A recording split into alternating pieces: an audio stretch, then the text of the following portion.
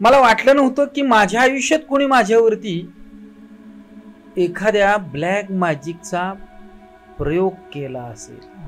ते दिवस साधारण 2017 सालच्या वेळचे असतील. माझ्या मित्राची आजी होती. तेव्हा त्या आजीने एक गोष्ट सांगितली जी आमच्या सर्वांच्या आयुष्याला हादरवून टाकणार होती. विवाह योग नाही म्हणजे तुझ्या मुलाची जी जन्मकुंडली आहे त्याची कोणीतरी बांधी केलेली आहे. आणि पहिल्यांदा सर बांधी हा शब्द आयुष्यात मी तेव्हा ऐकला. आईने हे सगळं ऐकल्यानंतर आई म्हणाली त्याच्यावर काहीतरी उपाय असेल ना. मग ते म्हणतात त्याला लग्न विसरून जा म्हणून सांगणार. जगामध्ये पहिल्यांदा बांधीचा प्रयोग लक्ष्मणाने केला. मग मी आई साहेबांना विचारलं त्यांना की तो व्यक्ती कोण आहे ज्यानं केले ते. कपाळाला मोठं कुंकू लावतो. मी ओळखलं सर. त्या व्यक्तीला आपण मारावं, असं मारावं की त्याचे तुकडे तुकडे करावेत आणि त्याच्या रक्ताच्या थारोळ्यात नाचावं. या लेवल पर्यंत माझं मन रागाला गेलं.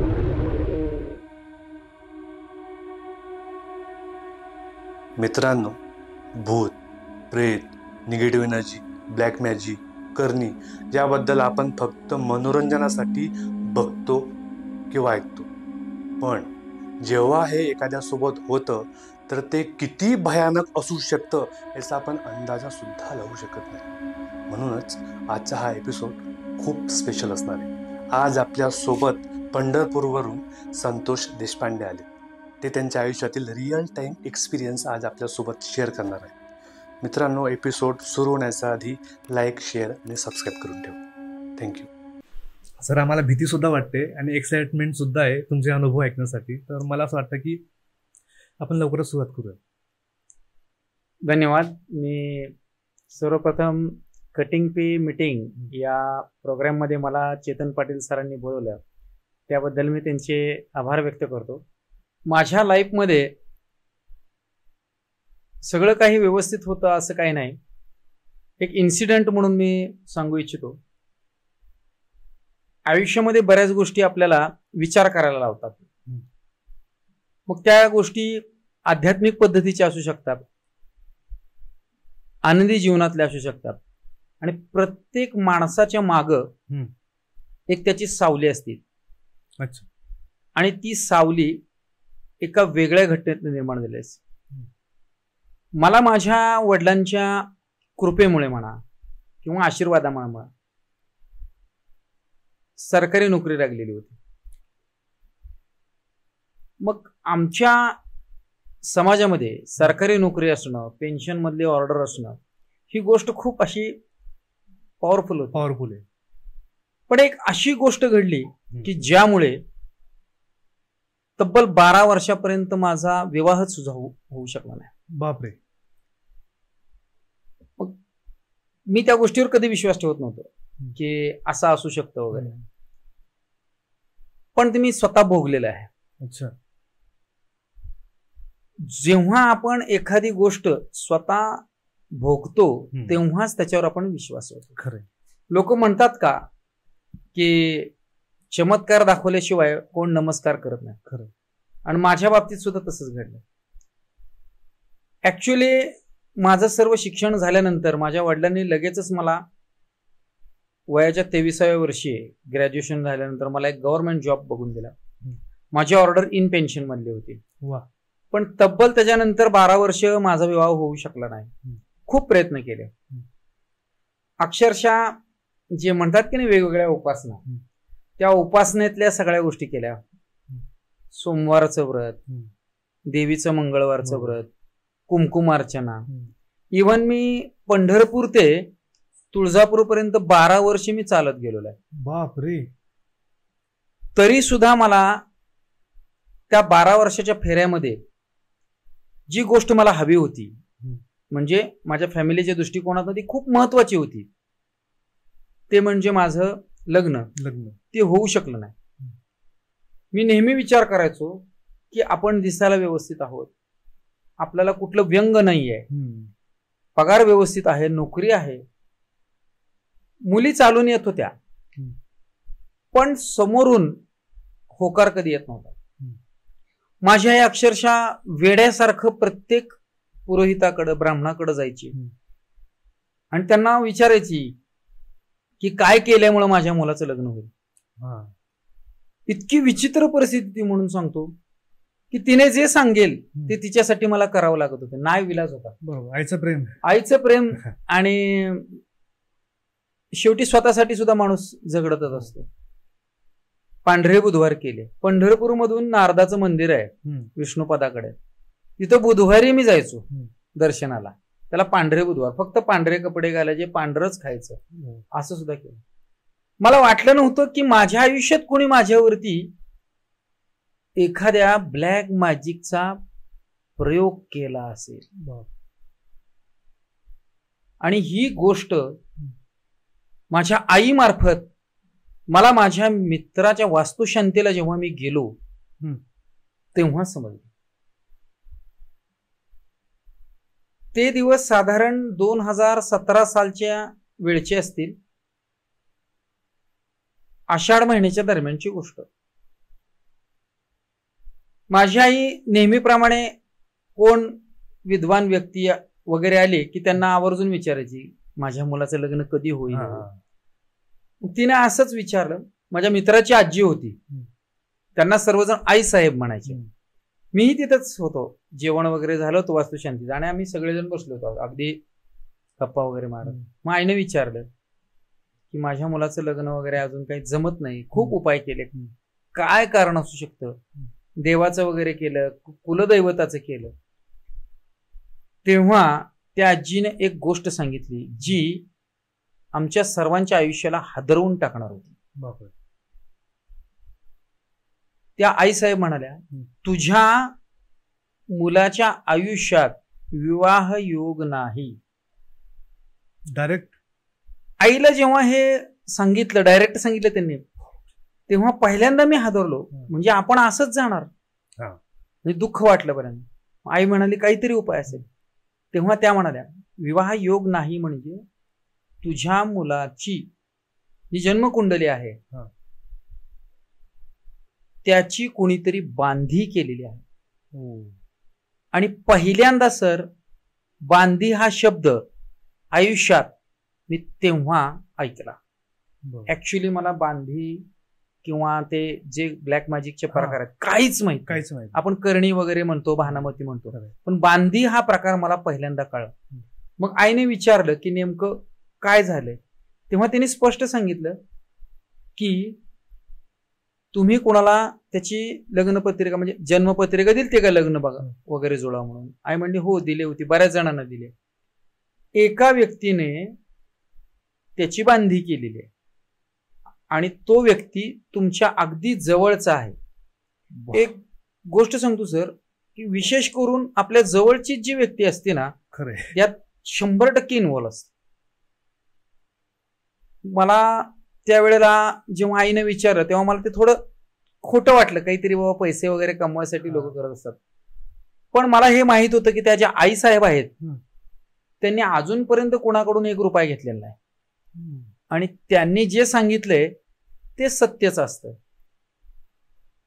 मी कुतूहलात्मक गोष्ट म्हणून ऐकत होतो का तर ते माझ्या आयुष्याच्या संदर्भात होतं. बरोबर. त्या म्हणाल्या की तुमच्या मुलाचं आणि एका व्यक्तीचं भांडण झालं होतं आणि तो व्यक्ती सरळ सरळ त्याच्याशी भांडण न करता या पद्धतीने त्यानं त्याची बांधी केली, बदला घेतोय तो. आणि तुमची उन्नती त्याला पाहत नाही. त्याच्या स्वतःच्या मुलाला अजूनही सरकारी नोकरी वगैरे नाही. त्याच्या मुलाचं तर विवाहाचा विषयच नाही, त्याची नोकरी नसते. ती गोष्ट चांगली झालेली त्याला बघवत नाही आणि त्यातून त्यानं हे केलेलं कृत्य आहे. मग आईने हे सगळं ऐकल्यानंतर आई म्हणाली त्याच्यावर काहीतरी उपाय असेल ना. तुम्ही म्हणलात की त्याचं लग्न होणं अशक्य. त्या आई साहेब म्हणाल्या उपाय आहे पण तो त्याला स्वतःला करावा लागेल. माझी आई म्हणाले तो कंटाळलाय आता खूप करून बरोबर कंटाळलाय तो. मग ते म्हणले त्याला लग्न विसरून जा म्हणून सांग. कंटाळला जर असेल तर लग्न विसरून जा म्हणून सांग. मी तिथेच होतो. मी कुतूहलात्मक पद्धतीने विचारलं काय करावं लागेल. आजी काय करावं लागेल सांगा. मग आई सुद्धा म्हणाली तो करेल, माझा ऐकेल तो, माझ्यासाठी तो जरूर करेल. मग मी ठरवलं की एकदा ऐकून तरी घ्यावं काय. त्या म्हणाल्या की बांधी ही एक ब्लॅक मॅजिक मधील विद्या आहे. त्याच्या संदर्भात त्यांनी मला सांगितलं की जगामध्ये पहिल्यांदा बांधीचा प्रयोग कोणी केला असेल. मी विचारलं कोणी केला असेल आजी. लक्ष्मणाने केला. जगातला सगळ्यात मोठा बांधीचा प्रयोग हा लक्ष्मणाने केलेला. मी विचारलं कसं काय. तर भगवान श्रीराम जेव्हा त्या राक्षसाच्या मागे गेले, तो हरण सोन्याचा हरण होऊन गेलो होता, त्यावेळेला लक्ष्मणाने सीता मातेच्या कडेने एक रेष आखली होती, त्याला लक्ष्मण रेषा म्हणतो. बरोबर. तर ती लक्ष्मण रेषा जी आहे ती ओलांडून आत जाण्याचं सामर्थ्य ज्याने कैलासाला हलवलं, शंकराचा आत्मलिंग आणलं, त्या रावणामध्ये सुद्धा नव्हतं. म्हणजे किती ताकदवर विद्या ही बांधी. बरोबर. याचं महत्व मला त्या आईसाहेबांनी सांगितलं. मी तर त्याच्यासमोर किती किरकोळ व्यक्ती आहे. खरंय, ती बांधी केली सामान्य, एकदम सामान्य. मी म्हणलं आईसाहेबांना, त्या सीतामातेनं बाहेर प्रवेश केला आणि त्यांनी अपहरण केलं. मग त्यांनी सांगितलं जोपर्यंत स्वतःच्या मर्जीनं तुम्ही बाहेर येण्याची ताकद दाखवत नाही तोपर्यंत त्यातनं तुमची सुटका नाही. म्हणून मी तुला सांगते की तू स्वतः जोपर्यंत काही करत नाहीस तोपर्यंत तू यातून बाहेर पडू शकणार नाहीस. मी म्हणलं की काय करावं लागल. त्यावेळेला त्यांनी मला सांगितलं की या सर्व ज्या गोष्टी आहेत या रिलेटेड दत्त संप्रदायाशी येतात. आणि चिरंतन दत्त महाराजाची उपासना करणाऱ्या पृथ्वी तलावरती चिरंजीव असणारे एक तत्व आहे, ते म्हणजे साक्षात गोरक्षनाथ महाराज, गुरु गोरक्षनाथ महाराज.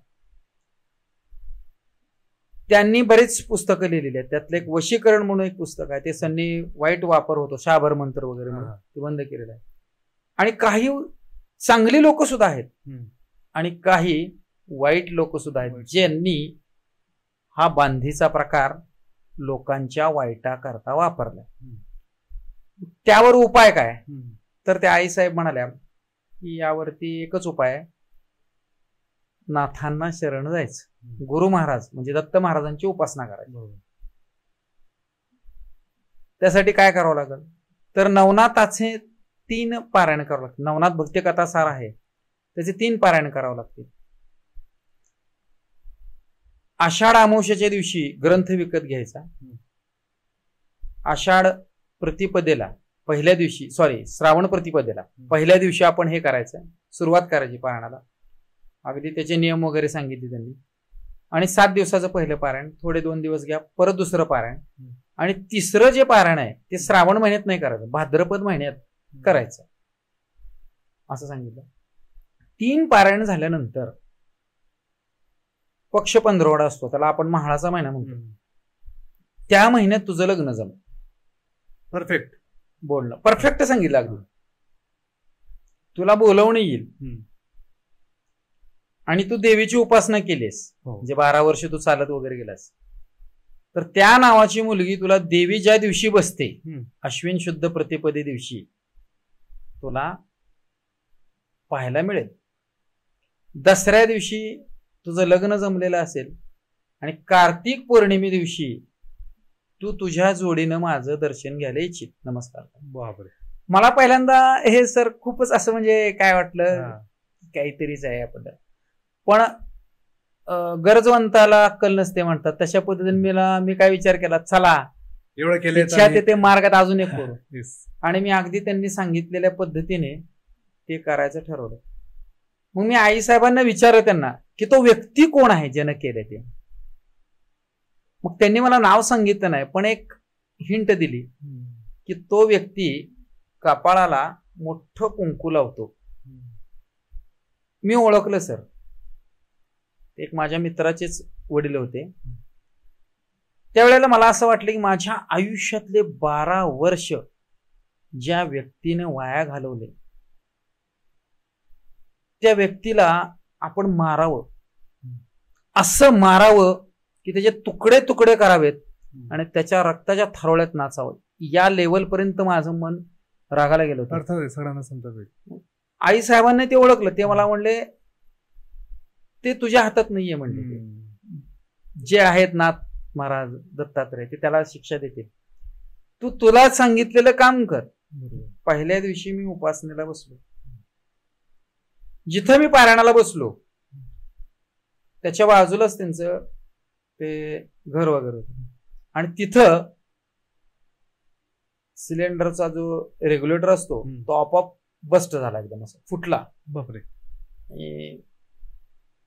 त्यानंतर माझा भाऊ मागच होता, तो जाऊन तिथं त्यानं व्यवस्थित केलं. हा पहिला संकेत होता त्या व्यक्तीसाठी की ज्यानं वाईट केलेलं आहे, की त्याला ते आपण म्हणतो ना रिव्हर्स मारलं जातं वगैरे, तो पहिला संकेत होता. आणि मला त्यांनी हे सांगितलं होतं, संकल्प दिलता की बाबा माझं जे काय वाईट केलेलं आहे ते जावं वगैरे माझं विवाह. त्यानंतर मी पारायण सुरू केलं. पहिलं पारायण झालं, दुसरं पारायण झालं, तिसरं पारायण जेव्हा मी सुरू केलं तेव्हा माझ्या घरासमोर गणपती बसतात, भाद्रपद महिन्यात सुरू. त्या दरम्यान एक मुलगा मला बसलेला दिसला. तो विचित्र होता एकदम आणि तो असा करून तो हे करत आवाज करत होता. मला माहित नव्हती की त्याच्या बाबतीत काय झालंय. तो दगड मारत होता बाकीच्या लोकांना आणि मला मुलं ओरडत होती की तू पुढे जाऊ नकोस, तो तुला पण मारेल. आणि काय होतं नेमकं, मी भस्म लेपन वगैरे करावं लागतं आणि ते पारायण करायचं. मी त्यावेळेला तिथं गेलो आणि नकळत त्याच्या अंगाला स्पर्श केला, अरे काय करतोयस तू म्हणून, आणि तो चिरकत ओरडत गेला. मला ही गोष्ट समजली नाही की तो आपल्याला आपण स्पर्श केल्यावर का निघून गेला असावा. माझ्या अंगावर तेव्हा फक्त धोतर वगैरे होतं ते आणि कपाळाला भस्म वगैरे होतं आणि मी पायामध्ये चप्पल वगैरे नसतेच त्यावेळेला, अशा अवस्थेत होतो. त्यानंतर पुढं काय झालं की मला ते अजब वाटलं जरा. मी पुन्हा पूर्ण पारायण केलं. माझ्या मित्राचे वडील वारले नंतरला. एक मित्र होता पंढरपुरामध्ये आणि त्यांच्या वडिलांचा अंत्यविधी संध्याकाळच्या वेळेला म्हणजे रात्रीच्याला ह्याच्यात चालू होता, स्मशानभूमीत. आणि त्या मित्राचा ड्रायव्हर तो मला सहज म्हणाला, म्हणजे गणपती विसर्जनाचा नंतरचा दिवस जो महाळाचा पक्षाचा 15वड्याचा दिवस, त्यात शक्यतो लग्नाची बोलणी कोण करत नाही. आणि तो समोर प्रेत जळतंय मित्राच्या वडिलांना. तो मला म्हणाला, सर तुमचं लग्न झालं का हो, का अजून झालं नाही. मी म्हणलं नाही झालं रे अजून. तो म्हणला एक मुलगी आहे आणि असं असं आमच्या ओळखीचे आहेत, तिथं तुम्हाला मिळून जाईल म्हणलं, स्थळ होऊन जाईल, ते मध्यस्थी करतील. म्हणलं अरे काय बोलतोस तू, स्थान कुठलंय, ठिकाण कुठलंय, स्मशानात प्रेत जळते तू मला सांगतोस की मुलगी लग्नाची. तर तो म्हणला सर मी चाललोय पक्ष 15वड्यामध्ये. आमच्या इथं कसं आहे, जे पुरोहित लोक आहेत ते बाहेर गावी फिरायला जातात, का तर व्यवसाय वगैरे नसतो जास्त. मग तो म्हणला मी बाहेर चाललोय गाडी घेऊन, तुम्हाला मी आत्ताच सांगू शकतो. म्हणजे कंडिशन पण कशी होती, आई साहेबांनी जर सांगितलं तशा पद्धतीने. एक्झॅक्टली तसंच. मग त्यानं मला सांगितलं की असं असं आहे, हे गाव आहे आणि तुम्ही तिथं त्या दिवशी जावा. मी त्या व्यक्तीचा नंबर घेतला, त्यांना फोन केला. ते म्हणले हा महाळाचा महिना सुरू आहे, तुम्ही आता तर काही येऊ नका, एक्झॅक्ट जसं सांगतात तसं की आता लग्न जमवत नाही. प्रतिपदेच्या दिवशी म्हणजे देवीची उपासना केलेल्याचं फळ, त्या दिवशी तुम्ही या, तुम्हाला मुलगी दाखवू. मग मुलगी पाहायच्या दृष्टिकोनातनं पहाटे लवकर उठून नवरात्र वगैरे बसवलं. उपास होता, वाहनाने त्या गावी पोचलो, तिथं गेलो. देवीची उपासना करत असल्यामुळं अगदी जे देवीचं नाव होतं त्याच नावाची मुलगी मला समोर दिसली. बापरे. आणि त्यांच्याकडून होकार आला. मला हे आज बऱ्याच मुली दाखवल्या होत्या पण काहीतरी अडथळा येत होता. या वेळेला काहीच अडथळा आला नाही. मला ती मुलगी पसंत पडली. तिथून मी घरी आलो. दशमी दिवशी ते लोक आले, चांगला मुहूर्त आहे, 3.5 मुहूर्तापैकी एक, आणि त्यांनी त्या दिवशी बैठक केली. आपल्या सुपारी फोडणं वगैरे म्हणतात तशा पद्धतीने केलं आणि लग्न जमवलं. त्यात एक आई साहेबांनी मला गोष्ट सांगितली होती की तुमचं लग्न जे आहे ते तुमच्या कुलदैवताच्या ठिकाणी होईल, पण मला लग्न पंढरपुरात करायचं होतं. दिवाळीनंतर कार्तिक वारी असते. 29 ऑक्टोबरच्या दरम्यान काहीतरी कार्तिक वारीच्या अगोदर आम्ही लग्नाची तारीख धरली आणि त्यावेळेला कार्तिक वारीमुळे संपूर्ण पंढरपुरात गजबजाट होता अगोदरच. आणि अक्षरशः मला त्यांनी वाल्याने मठ नाकारले. लग्न कुठं करायचं. मग असा योगायोग आला. माझ्या लहान भावाचं लग्न अगोदर झालं होतं. माझ्या वहिनीच्या ओळखीचे एक पुरोहित होते, ते आमचे कुलदैवत निरा नरसिंहपूर. त्या ठिकाणी फोन केला आणि ते म्हणाले की तुम्ही इथे लग्नाला येऊ शकता पण अगोदर यावं लागेल. नकळत लग्न माझं 25 ऑक्टोबरला झालं आणि तेही माझ्या कुलदैवताच्या सभा मंडपात. आणि जे मला आई साहेबांनी सांगितलं होतं, म्हणजे आपण जरी प्रयत्न केला ओढून ताणून नाही जात तर ते प्रारब्ध आपल्याला बरोबर तिथे. आणि सर 25 ऑक्टोबरला लग्न झालं, वारी झाली आणि आई मला म्हणले की आपण आता आई साहेबांना भेटायला जाऊ. आणि मी जो भेटायला गेलेला दिवस होता तो कोणता होता माहिती आहे का? त्यांनी सांगितलेला दिवस कार्तिक पौर्णिमा. म्हणजे जे कट टू कट त्यांनी मला जे सांगितलं ते मी ओळखलं की बाबा हे घडलेलं आहे. आणि याच्यावरच मी माझ्या आयुष्यात दिलेली पहिली स्टोरी आहे सद्गुरूंचा साक्षात्कार, जे रिअल इन्सिडेंट वरती. त्याच्यानंतर मी उपासनेला लागलो सर. का तर मी अगोदर देवीची उपासना करत होतो, 12 वर्ष देवीची उपासना केली. मला वाटायचं की या वर्षी आपलं लग्न नाही झालं, अजून पुढच्या वर्षी. शेवट अशी वेळ आली सर की मी विचार केला की या जन्मी नाही झालं तरी चालेल, पुढच्या जन्मी तर आपलं लग्न होईल. बापरे.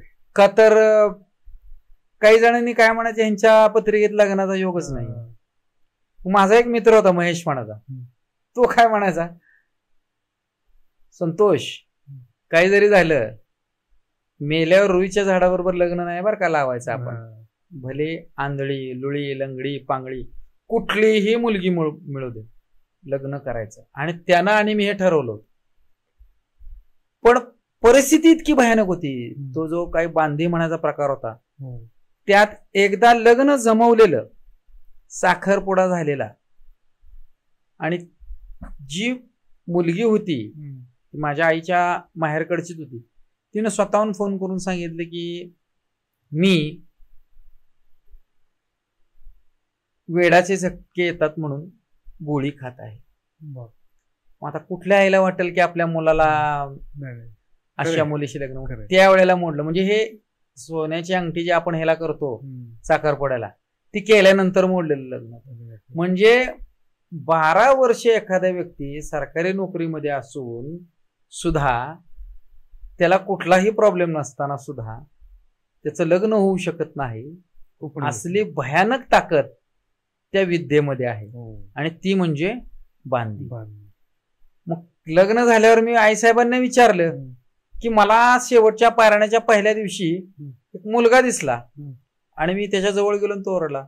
तर त्या आईसाहेबांनी सांगितले की ज्या व्यक्तीनं तो दगड मारणार, तो दगड मारणारा, ज्या व्यक्तीनं तुझ्यावरती बांधी केली होती तीच बांधी त्याच्यावर केली होती. ते दगड मारणार. बापरे. तर तो तुझ्याकडे आला होता, त्याच्या मर्जीने नव्हता आला.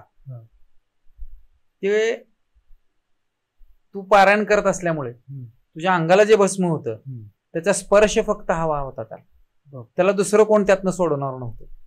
आणि तुला तिथं जायची बुद्धी, तुझ्या बाकीचे बरोबरचे लोक जे बोलत होते हे जाऊ नकोस तो दगड मारतोय, आणि तू न घाबरता तिथं जाणं आणि त्यानं तुला काही न करणं. मग मी आईसाहेबांना म्हणला, आईसाहेब तो घुमत होता, तो त्याचं अस्तित्व दाखवत होता, पण त्याच्यामध्ये एवढी ताकद नव्हती की तो तुला काही करेल.